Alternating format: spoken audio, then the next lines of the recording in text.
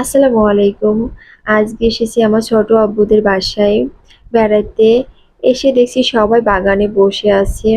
এদিকে বাগানে তো অনেক কাঁঠাল, পাশেই অনেকগুলো রাজহাঁস।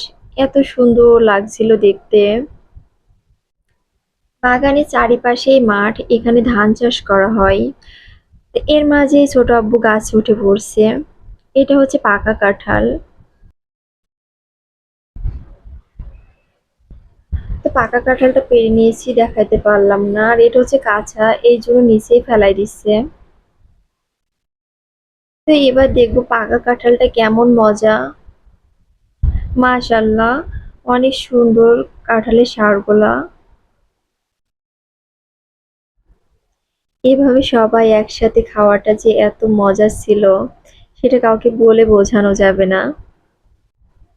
কাঁঠালের শাঁসগুলো এত সুন্দর, দেখতেও ভালো লাগছে, খাইতেও ভালো লাগছে। তো আমি খাওয়া শেষ করলাম। পুকুরের পাড়ে হাত ধুইতে গিয়ে দেখলাম মোষটার অবস্থা তো একদম নাজেহাল। তো ছোট আম্মু কাঁঠালটা নিয়ে আমাদের রাস্তা পর্যন্ত পৌঁছায় দিল। তা আমরা ভ্যানের জন্য একটু অপেক্ষা করতেই ভ্যান পেয়ে গেলাম। কাঁঠাল ভ্যানে উঠায় নিলাম, নিয়ে গল্প করতে করতে বাসা পর্যন্ত আর কি চলে আসলাম।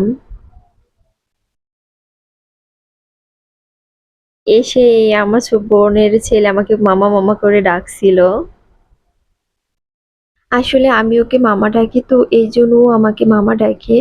তো বড় মামাটার সাথে করে কাঁঠালটা বাসা পর্যন্ত নিয়ে আসলাম। সবাই ভালো থাকবেন, আল্লাহ হাফেজ।